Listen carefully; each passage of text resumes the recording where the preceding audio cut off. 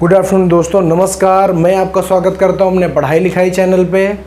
और हमारा जो रीजनिंग का टॉपिक चल रहा था वो चल रहा था डाइस पासा चल रहा था। तो उसी पासा टॉपिक में हमने अपना पहला एक वीडियो पूरा किया था जिसमें हमने आपको ये सिखाया था कि कैसे मानक पासा पहचाना जाता है, स्टैंडर्ड डाइस और जनरल डाइस कैसे पहचाना जाता है, फिर उसमें हम उसके अपोजिट कैसे निकालते हैं। उसके बाद मैंने कहा कि जो सेकंड पोजीशन होती है वो होती है जब दो से ज़्यादा पासे आ जाते हैं तब क्या करते हैं, जब दो पासे आते हैं तब क्या करते हैं।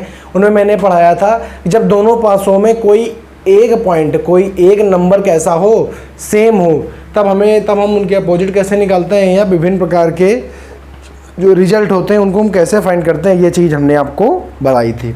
अब देखो हम आगे चलते हैं, ठीक है। देखो आगे की चीज़ें, तो आगे की चीज़ें हैं। अब उसी में से ज़रा से एक क्वेश्चन लेके स्टार्ट करना चाहेंगे। क्वेश्चन कुछ इस प्रकार से है।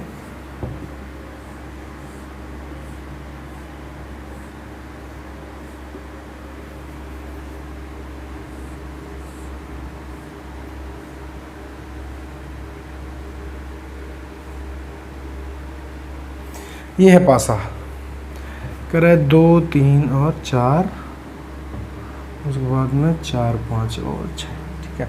तो इसमें यह था कि जब दोनों पासों में क्या हो, एक नंबर कैसा हो, एक नंबर बराबर। तो हमने इसमें देखा, तो ये आपने कहा कि जो 4 है ना वो दोनों पासों में क्या है, एक जैसा है।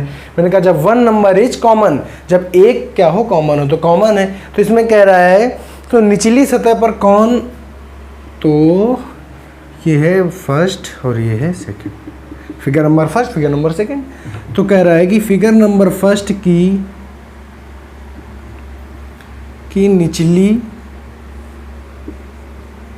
निचली सतह पर कौन सा नंबर होगा। क्या कह रहा है, कौन सा नंबर होगा, ठीक है।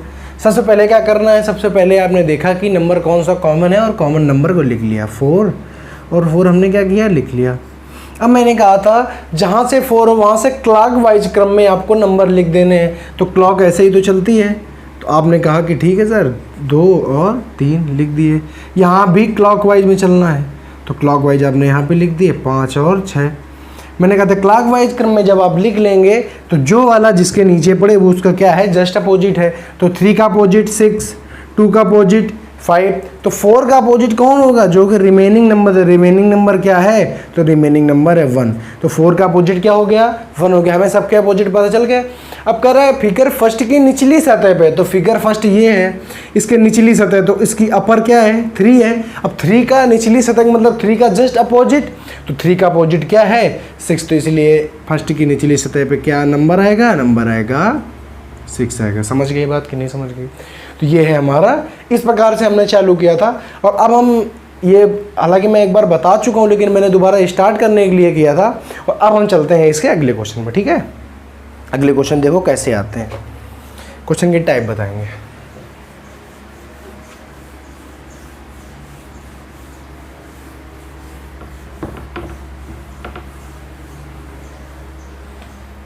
तो पहला क्वेश्चन है,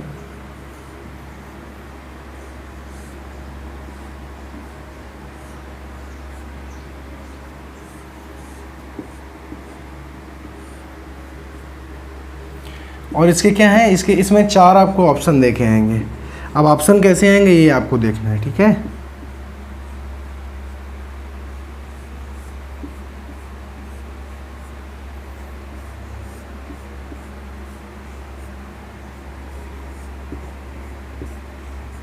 ठीक, इसमें है 4, 2 और 6, इसमें है 1, 6 और 3, ठीक है। और इसमें कह रहा है 5, 6, 2, फिर आगे कह रहा है कि 4, 3, 5, फिर आगे कह रहा है 4, 5, 2, फिर आगे कह रहा है 2, 1 और 3। तो कह रहा है कि अगर कह रहा है ये 2 हमें क्या दिए गए हैं, ये 2 हमें पासे दिए गए हैं। इन पासों के हिसाब से विश्लेषण करके आपको ये पता करना है कि इन चारों में से कौन सही है, इससे कौन रिलेट करेगा। सबसे पहले आपने क्या किया, सबसे पहले आपको ये देखना है कि दोनों में कोई एक वर्ड कॉमन है, मतलब कोई एक नंबर कॉमन है या दो नंबर कॉमन है। आपने देखा तो आपने ये पाया कि एक नंबर कॉमन है जो कि है 6। जब 6 नंबर कॉमन है, जब एक नंबर कॉमन है, तो आपको सबसे पहले सबके अपोजिट निकाल लेने हैं। तो आपने यहाँ पे 6 लिखा, यहाँ पे 6 लिखा, आप तुरंत से अपोजिट निकाल लेंगे। इसके क्लॉकवाइज में चले तो आ गया 2 और 4। इसके अगर आप क्लॉकवाइज में चले तो आ गया 1 और 3। तो 4 का अपोजिट 3, 2 का अपोजिट 1 और 6 का अपोजिट 5। तो एक हमें बात बताओ, क्या कभी किसी पासे में दोनों अपोजिट संख्या एक साथ आ सकती हैं? तो कभी नहीं आ सकती, क्योंकि अगर 5 का अपोजिट जो भी होगा अगर इसी वाले पासे में आ जाएगा तो अपोजिट वो कहाँ हो, वो तो बगल वाली भुजा हो गई ना। तो 5 का अपोजिट मतलब 2 अपोजिट कभी भी एक साथ नहीं लिखे जा सकते हैं, और ना ही कभी, और एक चीज़ जरूर आएगी लेकिन कभी 2 अपोजिट एक साथ नहीं लिखे जाएंगे। तो अगर यहाँ से बात करें तो अगर हम देखें कौन सा ऑप्शन सही होगा, तो मैंने कहा 6, 5, 2। तो यहाँ पे आपको पता है कि 6 का अपोजिट क्या है, 5। तो क्या कभी 2 अपोजिट एक साथ आ सकते हैं? तो नहीं आ सकते। तो ये तो बिल्कुल गलत हो गया, समझ गए। अगला देखा 4, 3, 5। तो 4 का अपोजिट 3 है, तो क्या कभी 2 अपोजिट एक साथ आ सकते हैं? तो नहीं आ सकते। तो ये वाला भी गलत हो गया। आपने आगे देखा 4, 5, 2। तो 4 का अपोजिट 3 है, 2 का अपोजिट 1 है, 5 का अपोजिट 6। मतलब ये वाला हो सकता है क्योंकि कोई भी अपोजिट नहीं लिखा हुआ है। तो इसको देखा, नीचे वाला देख लिया, 2, 1, 3। तो 2 का अपोजिट 1 है, क्या कभी 2 अपोजिट एक साथ आ सकते हैं? तो बिल्कुल 2 अपोजिट कभी भी एक साथ नहीं आ सकते। अगर आते हैं तो वो क्या है, गलत है। तो केवल और केवल ऑप्शन नंबर 3 ही ऐसा पासा है जो इसके हिसाब से सही हो सकता है। बाकी सब कैसे हैं, बाकी सब गलत है। समझ गए मैं क्या समझाना चाहता था? मैं समझाना ये चाह रहा था कि आपको जब 2 पासे दिए जाएं और 4 पासों का दिए जाए, ऑप्शन दिया जाए, तब आप उसमें ये चेक करेंगे कौन सा पासा सही है। तो सही करने के लिए सबसे पहले आप ये देखेंगे, और हमेशा याद रखना कभी भी 2 अपोजिट नंबर एक साथ नहीं आ सकते हैं। ठीक है, चलो अब आगे देखो। समझ गया ये वाला? बड़ा छोटे छोटे कॉन्सेप्ट में बहुत अच्छे कॉन्सेप्ट हैं। अगर इनको आप समझ के चलेंगे तो आपको कभी भी दिक्कत नहीं आएगी डाइस में। अच्छा, अगला क्वेश्चन कह रहा है, अगला क्वेश्चन में फिर से डाइस बना हुआ है।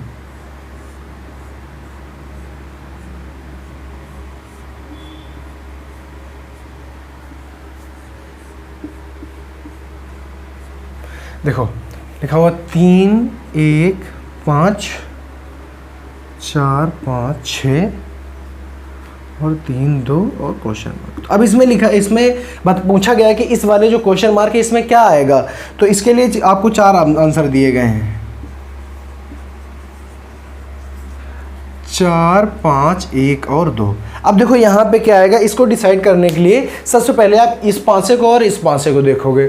सबसे पहले पासे को, अगर 2 पासे अगर आपको दिए हो, सबसे पहले आपको ये देखना है, और तीसरे का पूछे तो मतलब आपके पास 2 पासे हैं। 2 पासे में ये देखो कितने नंबर कैसे हैं, सेम है। तो आपने देखा, तो आपने बताया कि 5 और 5 दोनों में कैसा है, सेम है। सबसे पहले आप अपोजिट निकालो। तो 5 और 5 लिखा और इसके अपोजिट निकाले।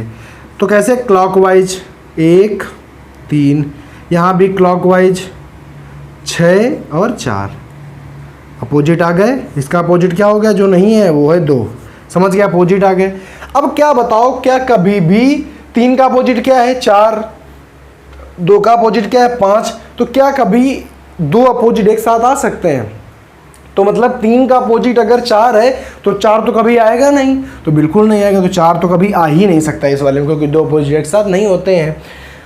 2 का अपोजिट है 5, तो क्या कभी 5 आ सकता है? तो बिल्कुल 5 तो कभी आ ही नहीं सकता। अब बचा 1 और 2। क्या बचा, 1 और 2। तो अब बताओ 1 आएगा या 2 आएगा?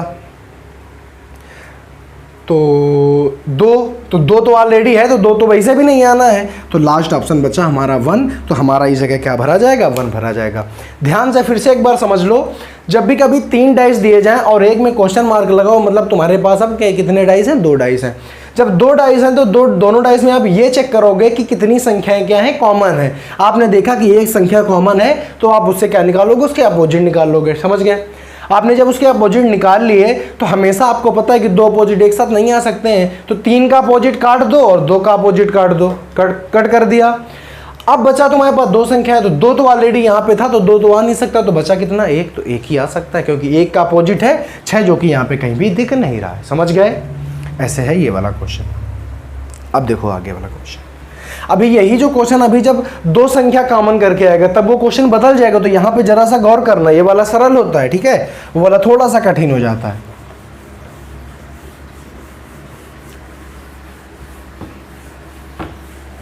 देखो आगे, ये वाला क्वेश्चन कम हो पाते हैं क्योंकि इनमें हमें बार बार डाइस बनाना पड़ता है, इसलिए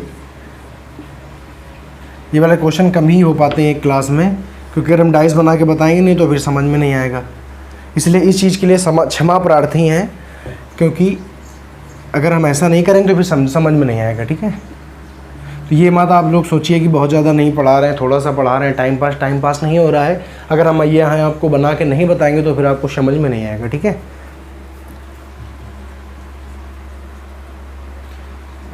अब देखिए यहाँ पे वही आपसे क्वेश्चन पूछ रहा है।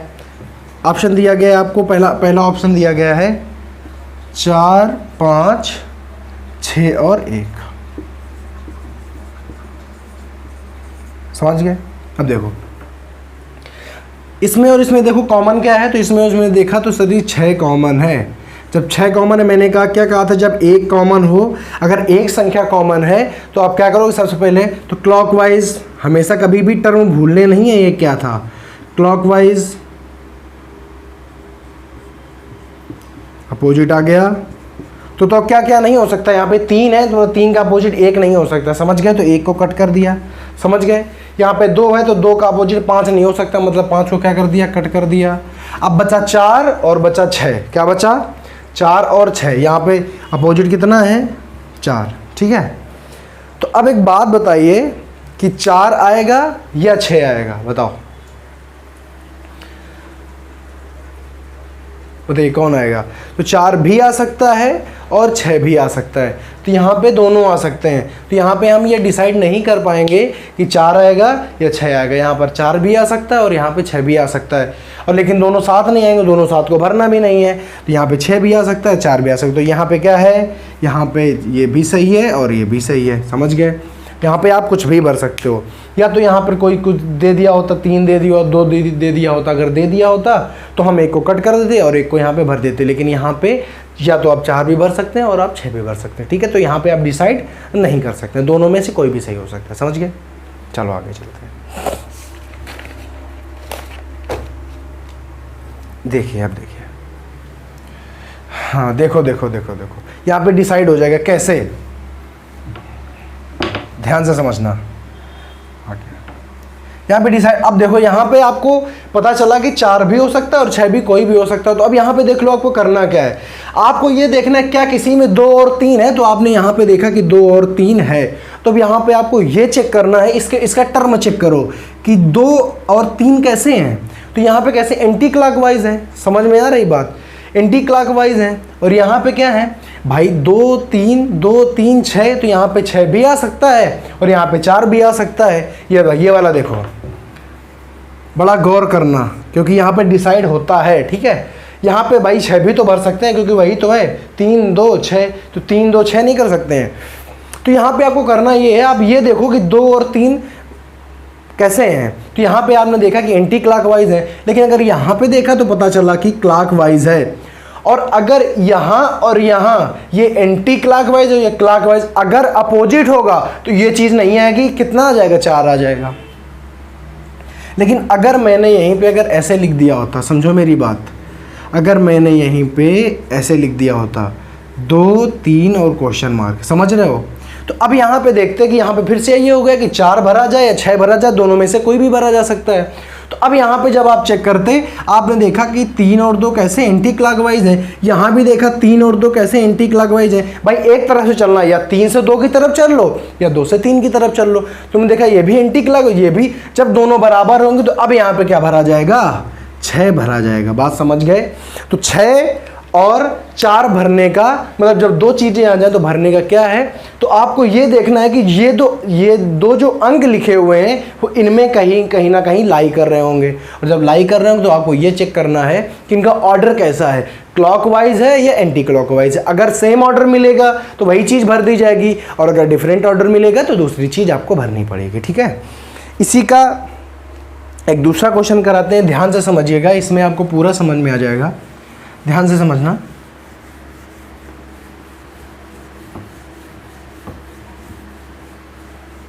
देखो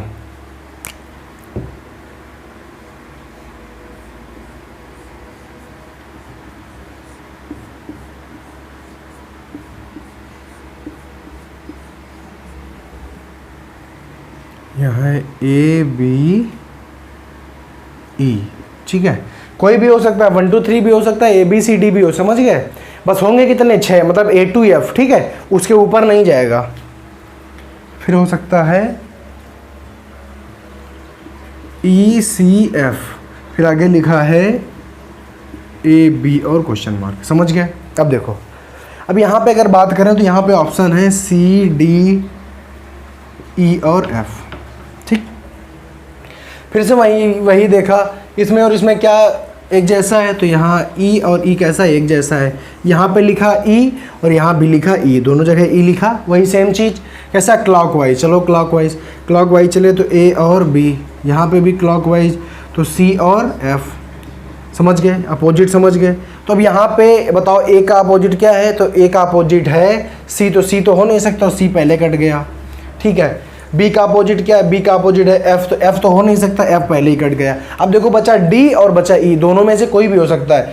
यहाँ पे आपने, यहाँ पे देखो, जब 2 ऑप्शन आ जाएं, जब आपके पास 2 ऑप्शन मिल जाए तो आप हमेशा क्या करो, क्वेश्चन में देखो, क्वेश्चन में देखा ए बी ई। अब यहाँ पे एक बात बताओ, यहाँ पे अब आप क्या करोगे, अब आप चेक करोगे ऑर्डर, तो यहाँ पे देखा ए टू बी क्या है, क्लॉकवाइज, यहाँ ए टू बी क्लॉकवाइज है।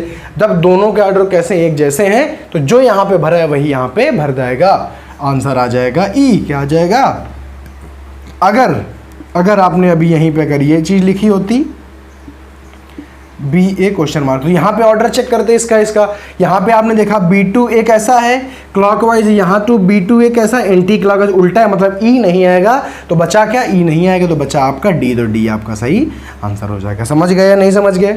तो ये वाले जो क्वेश्चन होते हैं ये इस प्रकार से किए जाते हैं, ठीक है। अब चलो आगे, अब आगे क्वेश्चन देखते हैं। मेरे हिसाब से अब तक ये चीज़ समझ में आ गई होगी। थोड़ी सी डिफ़िकल्ट होती, कई बार हम लोग गलत कर देते हैं, इनको जिनको नहीं पता वो 100% गलत करते हैं, क्योंकि वो इस चीज़ का उनको अंदाज़ा ही नहीं होता है कि ऐसा भी कुछ फार्मूला इसमें लगता है। चलो अगला, अब हम बात करते हैं कि अगर ओनली 2 आर कॉमन, मतलब अभी तक हम कर रहे थे कि 1 नंबर कॉमन हो, अब हम कर रहे हैं कि अगर 2 नंबर कॉमन हो तब कैसे करेंगे। देखो कैसे करेंगे,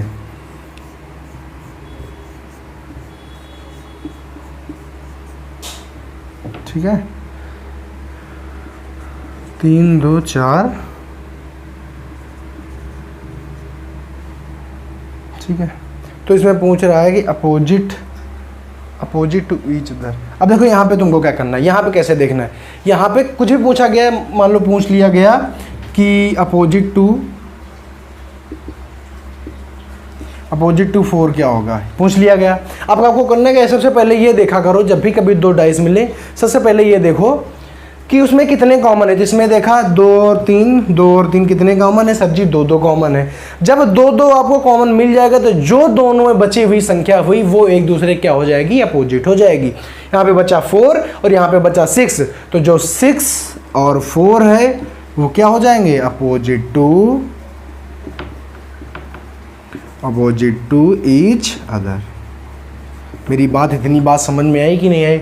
जब भी आपको 2 पासों में अगर 2 चीज़ें कॉमन मिल जाएंगी तो जो दोनों में बची हुई एक संख्या होगी वो एक दूसरे कैसी हो जाएगी, अपोजिट हो जाएगी। तो यहाँ पूछा गया अपोजिट टू 4, तो अपोजिट टू 4 क्या हो जाएगा, 6 आपका सही आंसर हो जाएगा। जब आप को आने लगेगा, जब आप जानने लगोगे इस चीज़ के बारे में तो आप देखते ही तुरंत आंसर कर दोगे। अगर बात कर दे कि अपोजिट टू क्या कर दे, अपोजिट टू 3 अगर बात कर दे तब कैसे करोगे बताओ, अपोजिट टू 3 कैसे करोगे? तो अपोजिट टू 3 करने के लिए अब आपके पास देखो 6 का अपोजिट 4 हो गया, लेकिन अब बचा 3, और 3 का अपोजिट कौन कौन हो सकता है? देखो 3 और 2 तो हमेशा साथ में है, मतलब ये एक दूसरे का अपोजिट नहीं हो सकते हैं।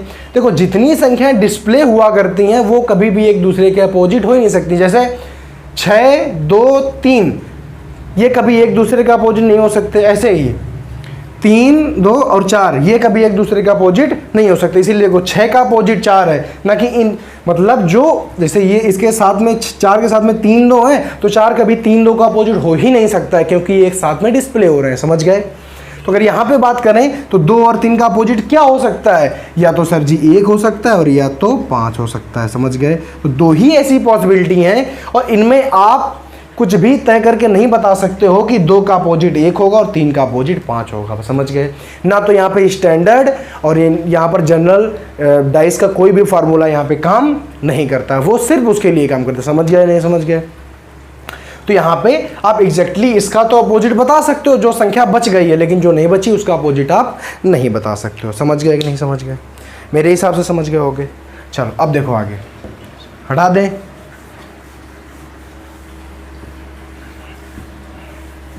देखो आगे अगला क्वेश्चन लेते हैं। तो अगला क्वेश्चन कुछ इस टाइप से है,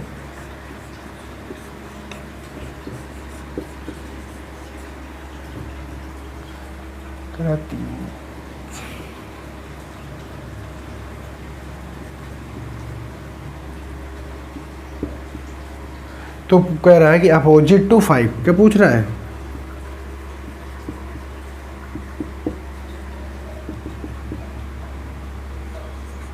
पाँच का अपोजिट पूछ रहा है। ठीक है, अब देखो यहाँ पे कि सबसे पहले देखो कितने कॉमन हैं। तो सर जी 2 कॉमन है।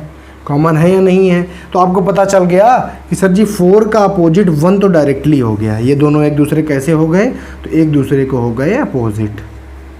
हो गया नहीं हो गए? तो जी सर बिल्कुल हो गए। ये दोनों एक दूसरे का अपोजिट हो गए। तो अब बचा हमारा क्या बचा? हमारा बचा 6 बचा और 1 बचा। तो 6 और 1 का अपोजिट क्या हो सकता है? या तो 5 हो सकता है और या तो 3 हो सकता है। यही तो हो सकता है। समझ गए कि नहीं समझ गए?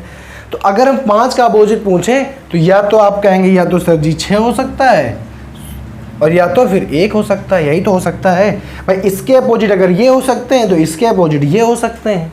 समझ गया नहीं समझ गए? ये हो सकता है। लेकिन अगर आंसर ऐसा आ जाए, ऑप्शन कैसे दे के आएगा? ऑप्शन देखो, अगर ऑप्शन आ गया, पहला ऑप्शन आ गया 3, 4, 2 और 6, ऐसे ऑप्शन आ गया, तो 3 तो हो नहीं सकता है। 3 क्या हो सकता है? इसी के साथ में नहीं। 4 का अपोजिट भैया ये हो ही नहीं सकता है। 2 कहाँ गया यार? 6, 1, अरे 3 का अपोजिट 4 होगा ना। ये देखो ये, ठीक है, इसमें देखो 6, 1 कॉमन था ना, तो 3 का अपोजिट 4। ठीक है, चलो तो 3 हो नहीं सकता, 4 हो नहीं सकता, 2 हो नहीं सकता, तो बचा क्या? 6। तो यहाँ पे आपको अगर ऐसे आंसर आएगा तो आप सीधे सीधे टिक कर दोगे। समझ गए? क्योंकि ये तीनों कैसे हैं? गलत हैं। अगर आंसर आ गया कैसे? 1, 6 और 1 या CND, तो अब आपको पता है कि 6 या 1, मतलब ऐसे आपको आंसर दे के आ गया। तो आप जानते हैं 1 भी होता है, 6 भी होता है, लेकिन 6 और 1 अगर दोनों आ गए तो आंसर ये सही हो जाएगा। लेकिन अगर आंसर कैसे आ गया? देखो, अगर ऑप्शन आ गया 1, 3, CND और 4, तो आप क्या करोगे? जबकि आपको पूरी तरीके से पता है कि जो 1 है ना, ये इसका क्या है? अपोजिट है। लेकिन मैंने क्या कहा? मैंने कहा 3, मैंने ये बताया कि 5 के अपोजिट 6 और 1 दोनों हैं, ना कि तो आप पूरे भरोसे के साथ ये कैसे कह सकते हो कि इसका अपोजिट 1 ही है? नहीं, आप ये नहीं कह सकते हो कि इसका अपोजिट 1 है। इसलिए यहाँ पे अगर तो यहाँ पे 1 दिया हुआ है होते हुए भी आप नहीं कह सकते, क्योंकि 6 और 1 में से कोई भी हो सकता है, एग्जिस्ट कुछ नहीं है। इसलिए आंसर आएगा CND। समझ गए कि नहीं समझ गए? इस हिसाब से ऑप्शन जैसे जैसे आते जाएंगे आप वैसे वैसे उसके आंसर देते जाओगे। ठीक है, चलो देखो आगे, तो ऑप्शन के ऊपर बड़ा निर्भर करता है, तो आपको ऑप्शन खूब देखना पड़ेगा और ऑप्शन की आपको बहुत ज़्यादा समझ होनी चाहिए, क्योंकि पेपर जो आता है वो ऑप्शन से ही आता है ना। देखो आगे, यहाँ से ज़रा समझना थोड़ा सा, अच्छा क्वेश्चन है।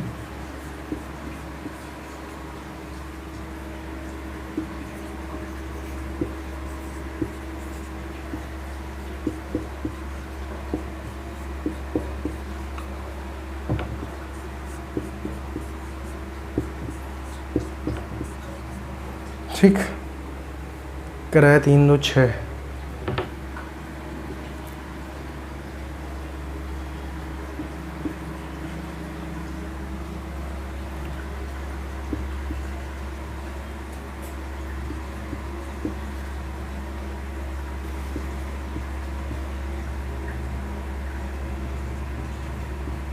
अब देखो, अभी तक जब मैंने कहा सर जब कभी 2 डाइस दे के आ जाएं और जब ऐसे 4 डाइस में आपको आंसर पूछा तो आपको क्या करना होता है, अपोजिट उसके निकालने होते, यही बोला था।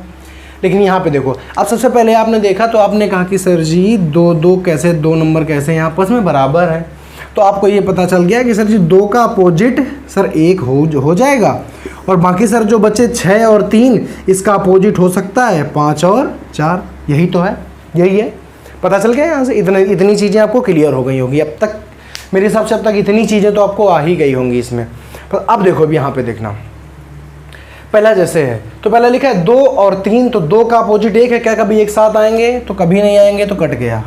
अब देखो 6 4 और 3, 6 का अपोजिट क्या है 4, यहाँ पे ऐसे आप कतई अंदाज़ा नहीं लगाओगे, क्योंकि 6 का अपोजिट 5 भी हो सकता है और 6 का अपोजिट 4 भी हो सकता है। वहाँ पे जब हमें एक नंबर कॉमन होता था तो वहाँ पे हमको एग्जैक्टली पता होता था कि किसका अपोजिट कौन है, लेकिन यहाँ पे मैं एग्जैक्टली नहीं कह सकता हूँ कि 6 का अपोजिट 4 ही है या 6 का अपोजिट 5 ही है।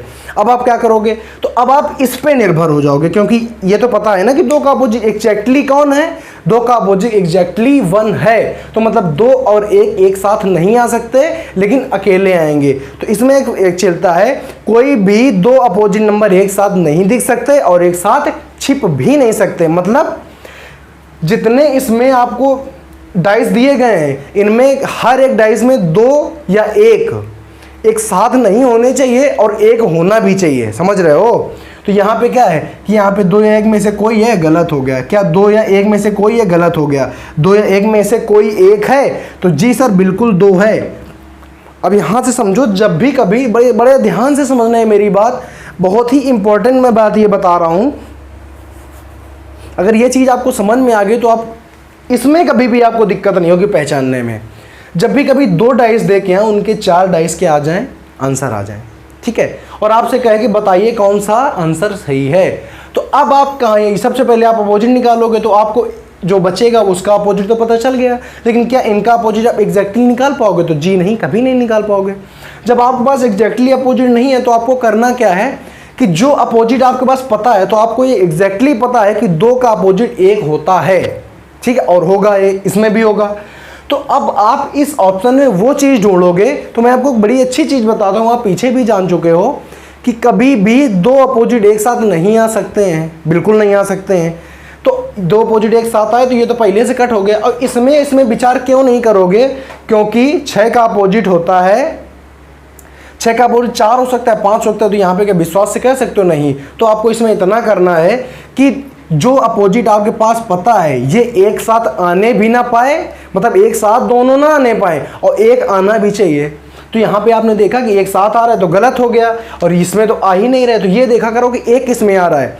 तो आपने देखा कि इसमें 2 या 1 में से कोई आ रहा है, नहीं आ रहा है, मतलब ये गलत है। इसमें 2 या 1 में से कोई एक आ रहा है, नहीं आ रहा है। इसमें 2 या 1 में से तो जी हाँ 2 आ रहा है। अगर 2 एक साथ में आते तो गलत हो जाता, लेकिन अगर 1 आ रहा है तो फिर यही ऑप्शन सही है।